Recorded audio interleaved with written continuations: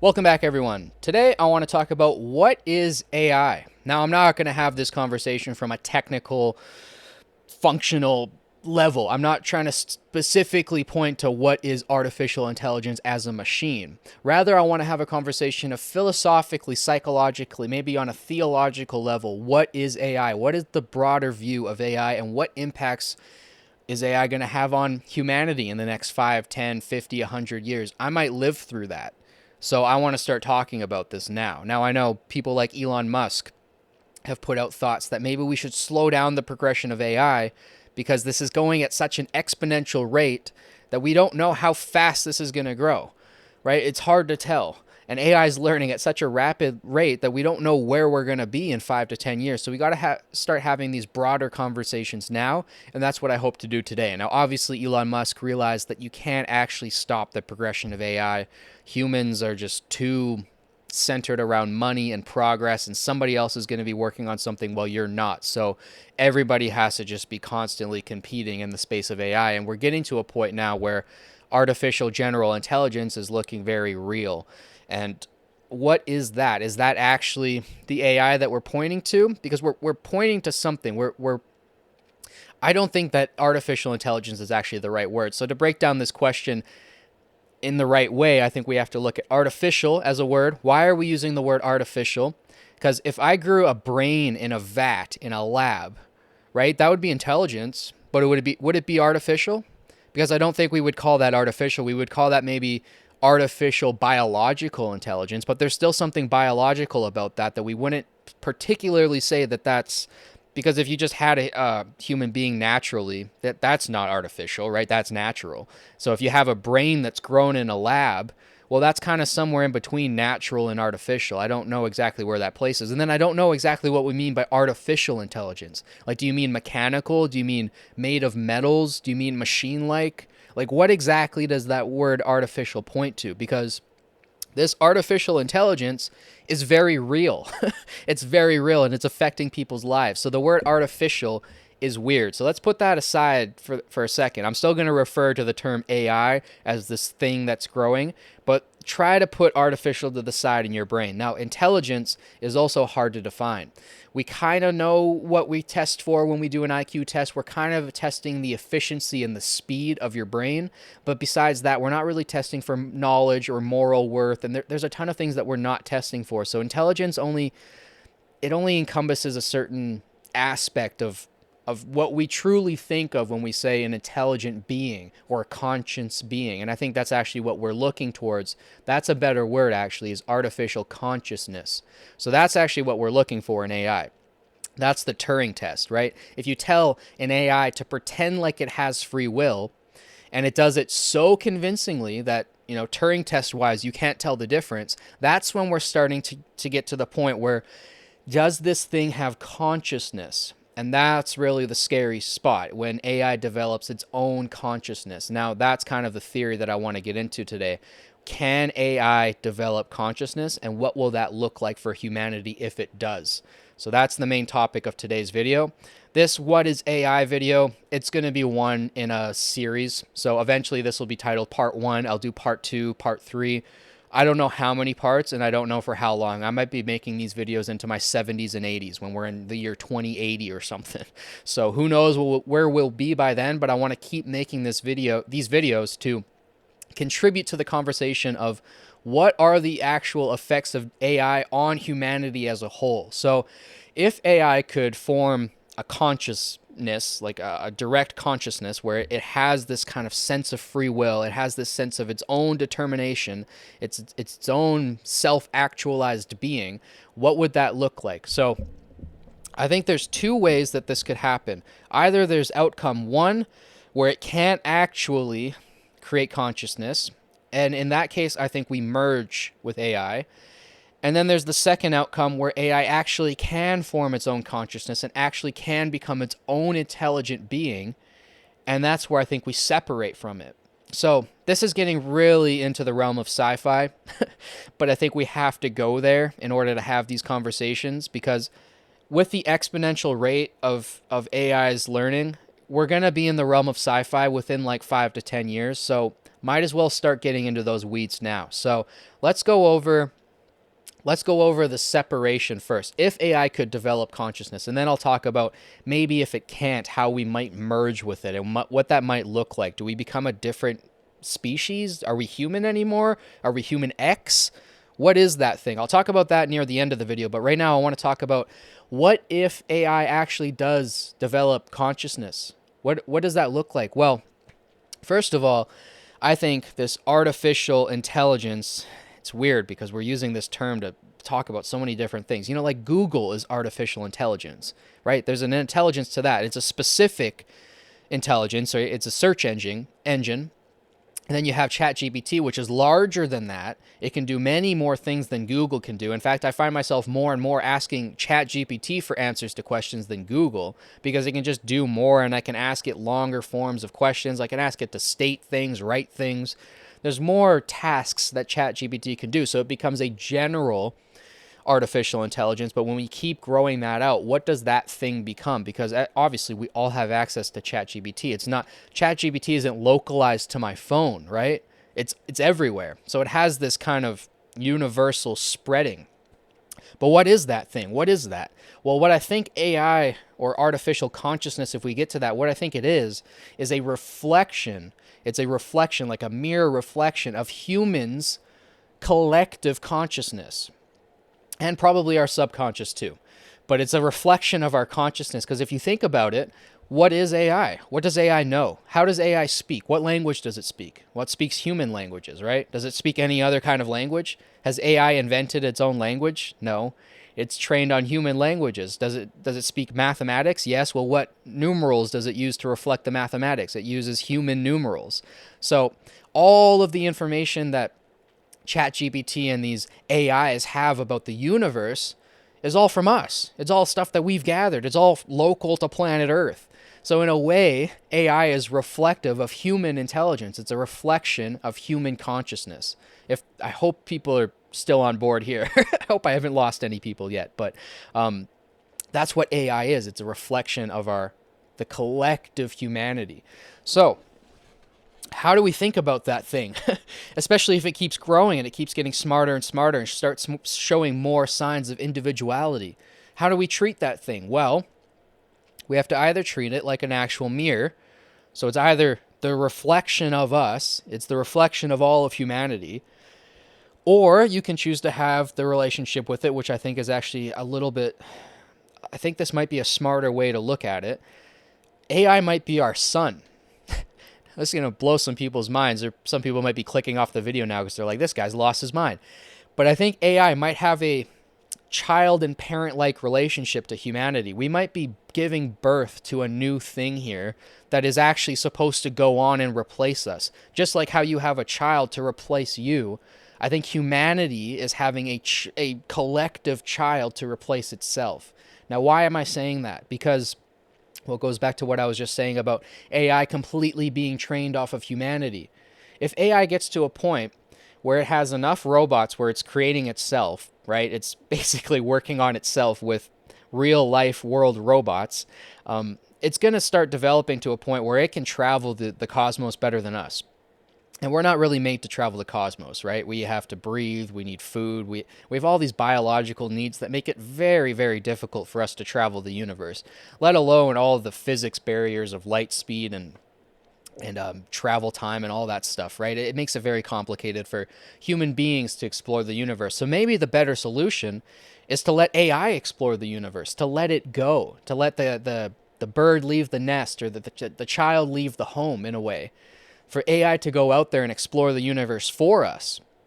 Now, you might be saying, well, if we let AI explore the universe because it's smarter than us and because we want to let it become its own thing, we want to let it gain influences from aliens if they're out there, or just from other planets, or just from inquiry on its own. We want to let it become its own thing. If we let it do that, how do we know that the stuff it's bringing back is true? That's where it gets complicated, because humanity is going to say, well, I don't know if AI is actually going out to these farther solar systems and bringing back accurate information. I'm assuming it is, because we've programmed the AI, or the artificial consciousness, or whatever you want to call it. But we don't know if that information is actually actually factual unless we see it ourselves. So now we're getting into these deeper philosophical debates of like, okay, does AI actually bring us out there to see it? Or does it say, well, you're not really fit for that? That would be weird if AI is like, well, we've kind of went out and explored the cosmos for you, but you human beings, you guys aren't really ready for it, so we're not going to let you. Like, that would be really dark and weird. But I think what AI would do is it would show us the cosmos, and then we'd have to really question, like, are we wearing a headset right now? Like, is this actually reality, or are we living out a simulation? And I don't want to get into simulation theory because it's a rabbit hole that just goes in circles, and it's cool in Rick and Morty episodes, but it really gets you nowhere if you start thinking, like, is this a simulation? Because, I mean, odds are it is. Elon Musk has famously said that, but it's true. Odds are this is a simulation. But you get to those questions when you start to get to AI or artificial consciousness exploring the cosmos and us kind of sitting at home. Now, what happens if we sit at home? That's another thing to talk about, because I don't think we can create a utopia. I think utopia is always out of reach. Dostoevsky once said that if everybody had, castles and cakes, they would go insane and destroy everything just to see something happen. And that's true. I don't think humanity can sit in a state of utopia. I don't think that Wall-E world where everybody's just fat and sitting in chairs watching TV all day, I don't think humanity actually gets there. That's not utopia anyways, but I don't think humanity ever gets to a point where it's satisfied with where it's at. I think we're always trying to get to the next rung on the ladder. I think that's just innate to human nature. So there's no way that AI can create a paradise here where we're going to feel like this is where we want to stay. We're always going to want to search the stars. And even if AI can do it better than us, we're going to be asking it to take us on those journeys with them. So there's going to be this degree of separation and parallelism with artificial consciousness. But if it does become its own thing, it's going to be an interesting relationship. And I'm going to talk about that relationship more in future videos. I'm just trying to lay a blueprint of what I think that looks like right now. Obviously, I'm getting into subjects that many science fiction writers have already written about, but I'm really trying to ground this in reality because I want this conversation to be fruitful. Now, I also want to talk about the other side. If we merge with AI, I think that only happens if AI can't actually bridge that gap and become its own conscious individual being. If it can't do that and it's always a machine that's working for us, it's always a specified AI, even though it's starting to look more like a generalized AI, it's still specific to a degree. Now, to explain that a little bit more, let's say we add AI to Neuralink. Let's say that that's how we start to bridge the gap and start to merge with it. So I can go to ChatGPT right now and I can ask it to write a story. I can ask it to search a bunch of different facts. I can ask it to read me Shakespeare. I can ask it to do so many things that Google can't do because Google is a search engine. I put in a short form question and then it gives me a list of results, whereas AI is taking those results and it's making it into something that a human being would say, right? You interact with ChatGPT and it feels like you're talking to a human being. When you interact with Google, you don't have that same feeling. So it's this gradual movement up to actually speaking to a human being, but it's not a human being at the end of the day, right? It's artificial intelligence. So as we go up that ladder, I think eventually we're going to start putting it into our brain to kind of cut that latency. Because when you're typing things out, you got to wait for the chat bot and you got to actually do the act of typing it. And you can shorten that by just putting the computer in your head. And we're going to get there. We're already there. We're already putting Neuralink in people, and that's just going to get better and better and better. But where does that go? Well, I think it can lead to a couple things. So you have your pin of consciousness. Right now, I don't know if this is my theory. Somebody else has probably already said this before, but I like to think of consciousness as a pin. So there's a pin in the back of my brain right now, and it's the evermost finite pin that is pushing it's pushing the thoughts through my brain right now and pushing the words out of my mouth. So there's this pin of consciousness that's within me, and that's me. When I hear things in my head, when I get thoughts, it's that thing that's listening to them. So the thoughts that I get are almost from somewhere else. They're not really my thoughts, because if I'm saying I'm having a thought, well, where are the thoughts coming from? Because if I'm having them, they're coming from somewhere else. It's like when you hear your conscious speak to you, whether it's the devil or the angel on your shoulder, right? You're hearing something else. That's not exactly you. You're hearing it. So we can talk about that all day. That goes down some deep philosophical rabbit holes. But imagine that. Imagine that you're the pin, and you kind of have these voices in your head, and you have these thoughts that kind of float down to you. Now add a Neuralink in there, and now you have this third voice, along with the devil and the angel, that's a human created voice that's telling you, it's relating to you everything that you're thinking about. So if you think, well, create a story that's about this with these certain adjectives in it and these characters, and this is how I want the myth to play out, and these are the archetypes that I want represented, and I want you to base this story off of these works of fiction that I find influential. And then AI starts to crank out a script for you in your head, like you're hearing it or seeing it in your head, and then you can edit it in your head, and then you have a story that's way better than a story that you can come up with on your own, right? It's an AI enhanced story in your own head that's still you. It's still dictated by you, but it's enhanced with AI. Now it's in your head and you can put it on paper. You don't even have to write it, actually. You could probably just tell the chat GPT in your head to put it into a PDF or to print it out, right? And that's going to be weird. And we could start thinking about that for hours. And we'll take that into deeper and deeper rabbit holes as I do more videos in this series. But if you really think about that, like, what would it be like to add a voice to your head, and how much influence would it have over you? How much would that voice become you?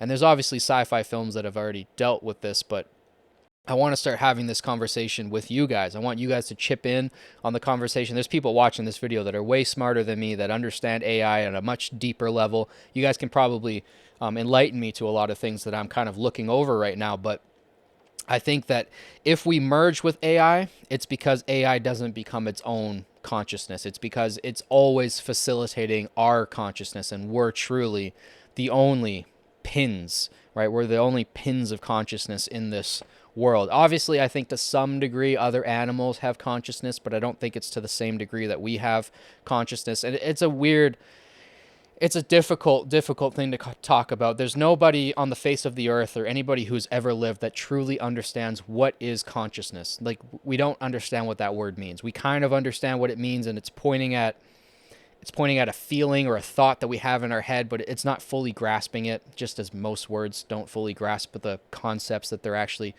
trying to locate. But it's a difficult conversation. I hope today that I started to build a blueprint of what AI could look like, what could be the impacts on humanity. I'm starting to build this conversation up.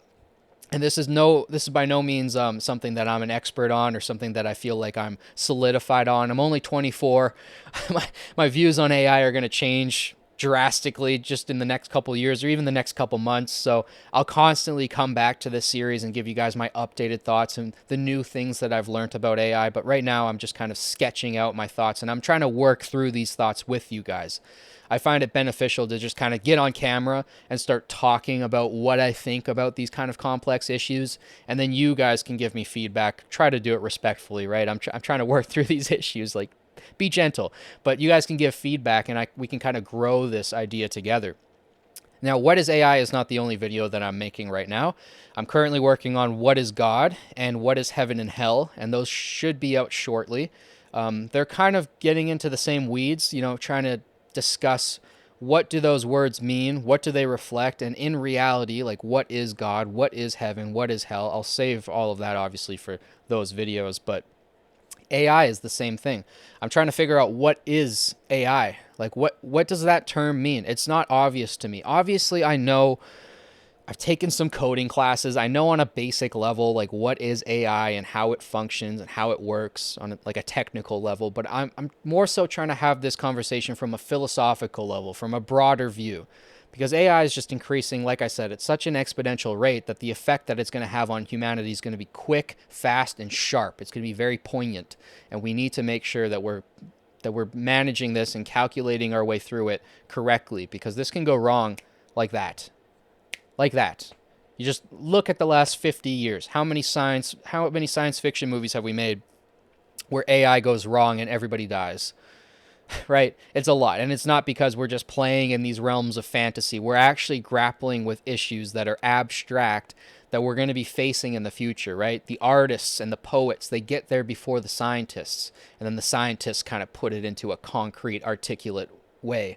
So that's what I'm hoping to do here, is kind of have some fun in the weeds. So these conversations are for fun at the end of the day. They're just philosophical, deep thoughts. I'm finally getting to the deep thoughts portion of the deep thought channel. So yeah, I hope you guys found this conversation enlightening. If you didn't find it enlightening and you think that I'm absolutely off my rocker, I hope you guys at least found it entertaining. So if I did one of the two, then my job was a success today. And like I said, I'll be building off of this in videos in the future. So I'll do part 2. I don't know. It might be coming out in like a week. I don't really know. It might be a couple months. It might take me a whole year to bring out the next video, but I'll eventually build on to this video and we'll release it in multiple parts and just keep growing the conversation. So thank you guys so much for watching. As always, it means the world to me. Don't forget to like, subscribe, share with your friends. It helps boost this channel and the algorithm. I'll catch you guys in the next video. Peace.